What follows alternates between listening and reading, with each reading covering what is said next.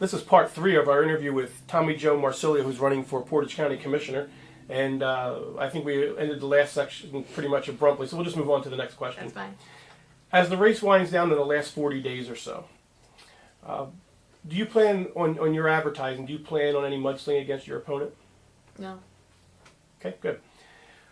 You're running against Democrat Vicki Klein. Why should folks vote for you instead of Ms. Klein? There are several reasons for that. The first one is we all read the same newspapers, and we all are aware of what's going on in the county. Democratic leadership in the past many years, particularly in the last 4, has failed us. We cannot afford 4 more years of this kind of leadership, of the same individuals with the same political connections in the same party. In addition to that, if you look to individual credentials, I am an attorney by trade, so I think that the education is significant. There are a lot of legal problems in Portage County, as you probably know. I know how to negotiate that system. Most importantly, I think I have the unique combination of private sector experience, which means accountability, but also government service. I will not go in a naive way. I know how Portage County works. I know how government works, and I know how to get things done because I've done it. And I think the combination of those two makes me the best qualified candidate. One of the things that the commissioners has to have is a good working relationship with the prosecutor's office. With your experience having been fired from that office, how do you feel your working relationship with Mr. Vellucci would be? Well, as a practical matter, Mr. Vellucci interacts very little with county commissioners. In fact, his civil division chief, Denise Smith, although the prosecutor is on the agenda every week for the county commissioners, Vic very rarely attends. I think it's safe to say that his interest in criminal matters is much higher than his interest in civil matters and county spending. So Denise attends those, and in fact I have a very good relationship with Denise Smith and the entire staff of the civil division because they were my colleagues. They neither fired me nor supported Vic when he did so, so I don't perceive there to be any problem at all. Okay, and just a couple more questions. You're involved with the Portage County Tea Party. Yes. Can you explain your affiliation with the Tea Party and why you're attracted to it as a candidate? I am endorsed by the Portage County Tea Party. I am also a member of the Portage County Tea Party. I'm attracted to this group because they are not a political party.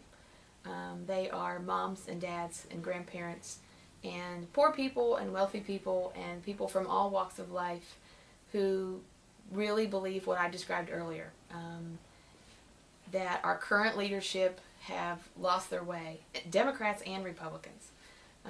It's not a partisan group. It's a group of people who are genuinely interested in getting back to citizen representation. That's what this country was founded on.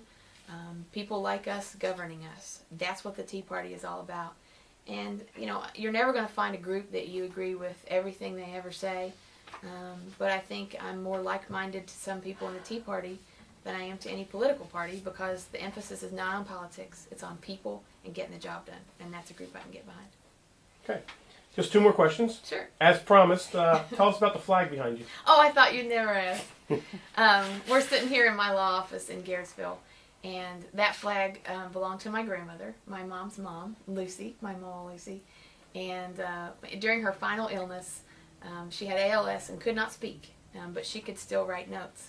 And so before she got really sick, I took her shopping when she was visiting in Ohio one day. And we were at a store, and I tried to talk her into a flag, you know, like a decorative flag. And I got the big no. She's shaking her head no. And she wrote me a flag, a note that she wanted the American flag, and she refused to have any other one on her porch. And so the flag behind me, after she passed away, my mom gave that to me. And I don't fly it outside because I don't want it to get messed up. But that was hers. That was the last flag she owned. And not only is it an American flag, which is a good thing, but it's a reminder of somebody of her character. She did what was right because it was the right thing to do. And that, you know, I see that every day when I'm in my office. And, you know, running for office is not for the faint of heart. When you really challenge people who have been empowered and have abused their position of trust for so many years, they don't always like you. So it's a good reminder of somebody strong and just a subtle reminder every day to do the right thing because it's the right thing to do. My last question, Sure. and probably my most important question, Sure. because I ask this question of all the lawyers and judges that I interview. Okay. What's your favorite lawyer joke? Wow, my favorite lawyer joke. I can't think of one in particular, but I will concede to you that there's a lot of attorneys out there who have earned the lawyer reputation and who have earned the joke, and I try very hard not to be a part of that. So. Thank you very much for the interview. Thank you.